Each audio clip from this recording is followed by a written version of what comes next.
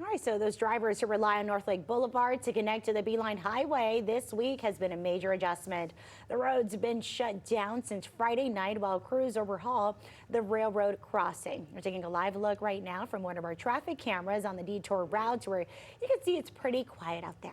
At the same time, City of Palm Beach Gardens is warning drivers about lane closures tonight. One inside lane closed in both directions on Beeline Highway through 10 tomorrow morning. They say it's because of the ongoing FDOT work in the area. CBS 12's Katie Benty has been tracking how commuters are handling the detours. She's live near the shutdown tonight. Katie?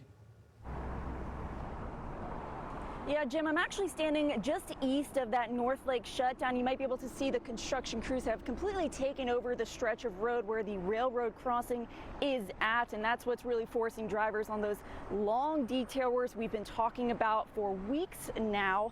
But I talked to commuters today who have now had 2 days of going through the work week, and you know, many of them tell me it's not great, but it's not a traffic nightmare.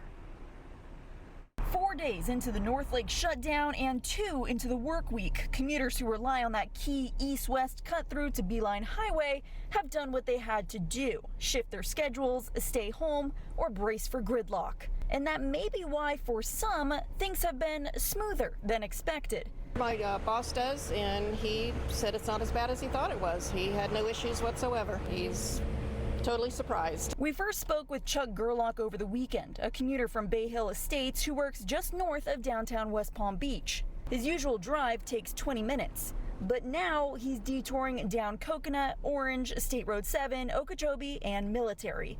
He was bracing for a 2-hour trek. Pretty much what everyone thought, that it was going to be a disaster. I found out it wasn't.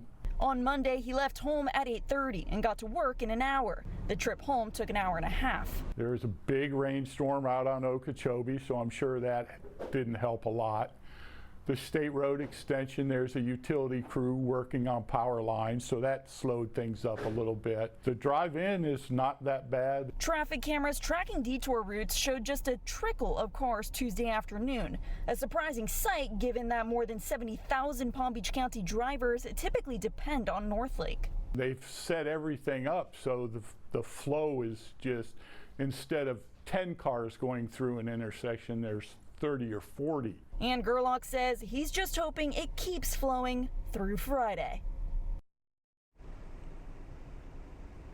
CSX tells us they are on track to finish up on Sunday night, just in time for school to start on Monday.